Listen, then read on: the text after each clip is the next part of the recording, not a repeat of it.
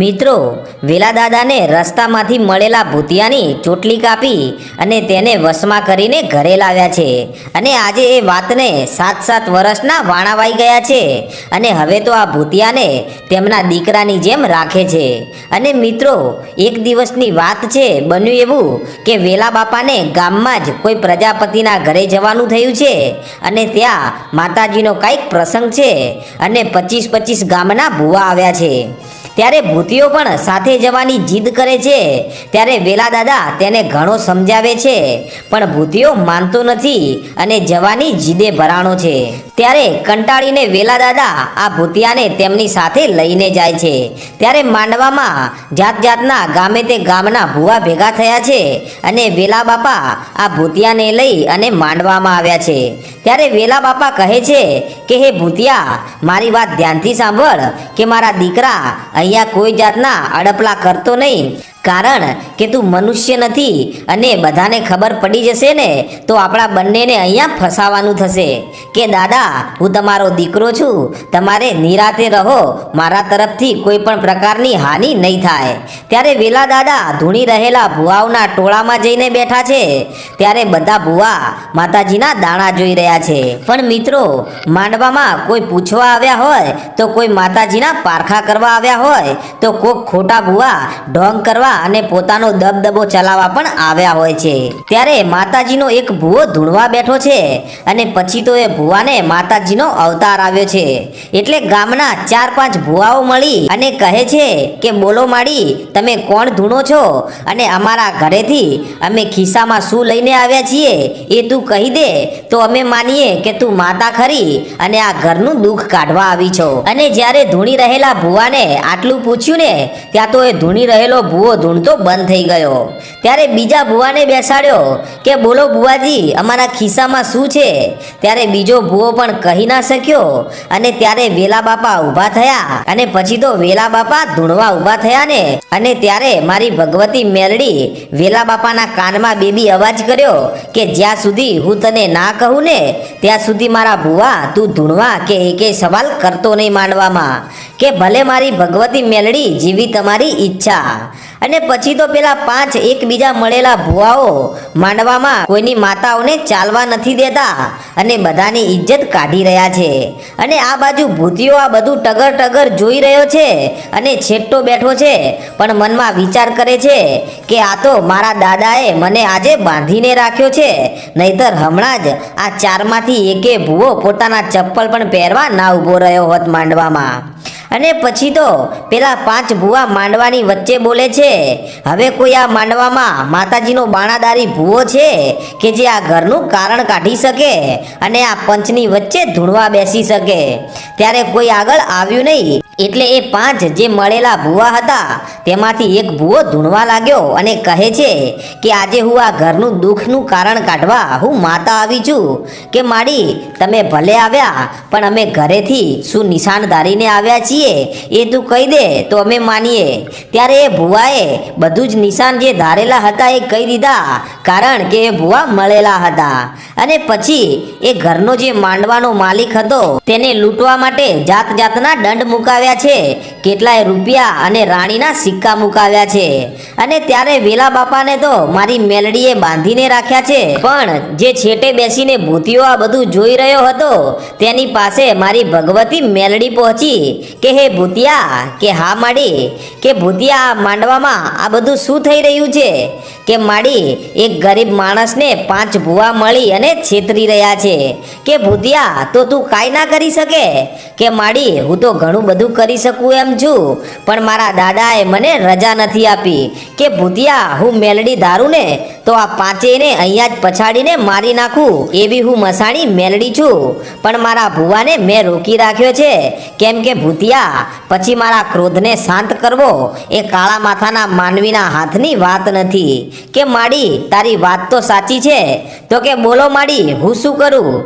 કે ભૂતિયા, હું મેલડી તારી સાથે છું અને આ 5 ઢોંગી ભુવાઓને સબક શીખવાડ. કે માડી હું મજબૂર છું, તમારા ભુવાએ મને બાંધીને રાખ્યો છે. કે ભૂતિયા તું ચિંતા ના કર, મારા ભુવાને તો હું સાચવી લઈશ, પણ તું આમને સીધા કર. કે ભલે માડી.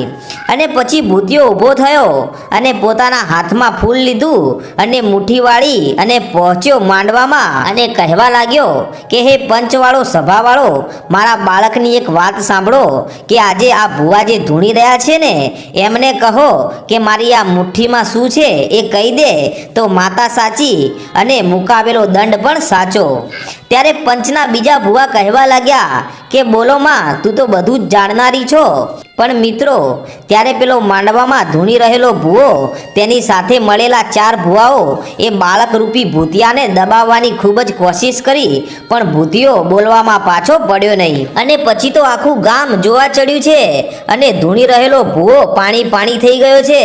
અને પછી તો ભૂતિયાએ સાંકળો ગરમ કરાવી કે લો માં, આ સાંકળ પકડી લો. આહાહા, ત્યાં તો માંડવામાં પેલો ધૂણી રહેલો ભૂવો ચૂપ થઈ ગયો.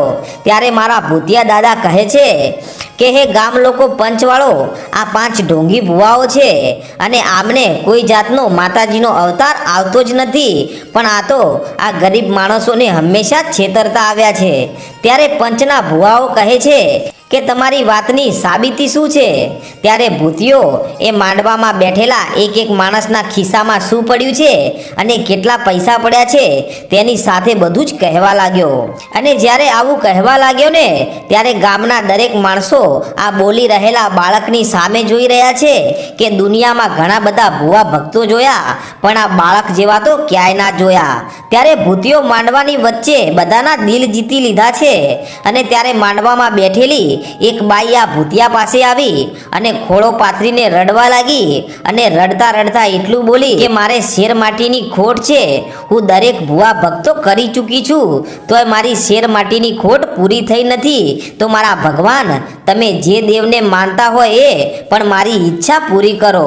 ત્યારે મિત્રો, માંડવામાં બધાને એમ લાગી રહ્યું છે કે આ બાળકના શરીરમાં કોઈક દેવતા આવીને બોલી રહ્યું છે, પણ કોઈને એમ ખબર નથી કે આ માણસ નથી, પણ આ તો એક ભૂતિયા દાદા છે.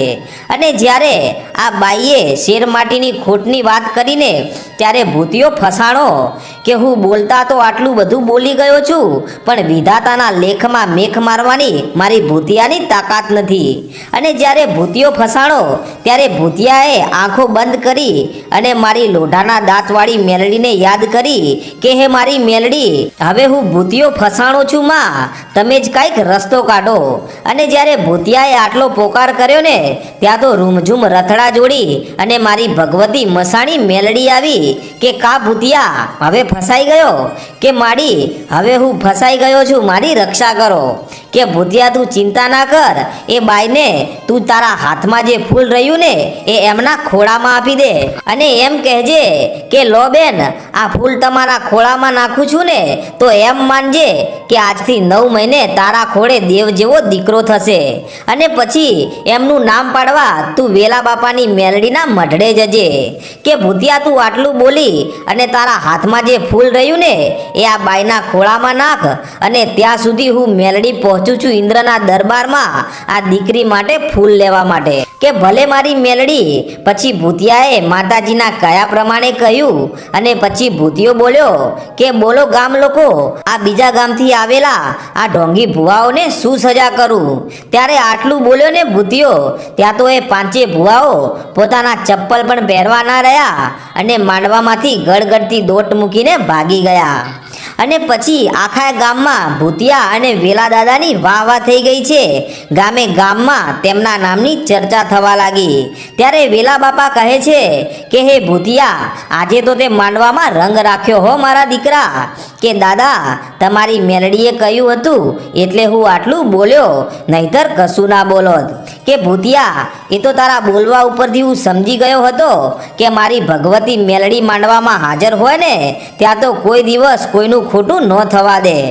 અને મિત્રો થોડાક દિવસો વીત્યા અને એકવાર બન્યું એવું કે ભૂતિયો ઘરે જમવાનું બનાવી રહ્યો છે અને વેલા બાપા કંઈક કામ અર્થે બહાર ગામ ગયેલા છે અને તેવા સમયે ઘરમાં ચૂલો સળગાવવા માટે લાકડા ન હોવાથી વેલા બાપાને ખાવાનું રાંધવા બેસેલો આ ભૂતિયો ગુસ્સામાં આવી જાય છે અને એ ગુસ્સામાં ભરાયેલો ભૂતિયો પોતે લાકડા ના મળ્યા એટલે પોતાના બે પગ ચૂલામાં સળગાવી અને વેલા બાપા માટે રોટલી બનાવી રહ્યો છે અને તેવા જ સમયે માલદેવ નામના ચારણ જે માતાજી મેલડીના દર્શન કરવા વેલા બાપાના ઘરે આવે છે અને પોતે વેલા બાપાને ભાળ્યા નહીં એટલે પોતે જ ઘરમાં આવીને જુએ છે તો ભૂતિયો પોતાના બંને પગ ચૂલામાં સળગાવીને રાંધી રહ્યો છે અને ત્યારે આ દ્રશ્ય જોઈ રહેલા માલદેવભાઈની આંખો ફાટી ગઈ અને પોતે પહેલાં તો ખૂબ ડરી